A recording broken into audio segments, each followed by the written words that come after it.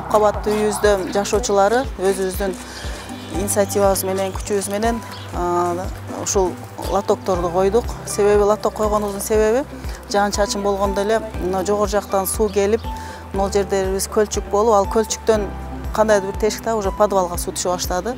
Ошондон улам анан инициатива көтөрүп, жашоочулар менен кеңешип, келишип, анан лотокторду койдук. Лоток коерго бизге ЖКХдан техникалык жардам келди. Рахмат, чоң ыраазычылык билдиребиз. Андан кийин бул шебен төктүрдүк. Себеби лоток коюлгандан кийин жолубуз лай болуп калып, баткак.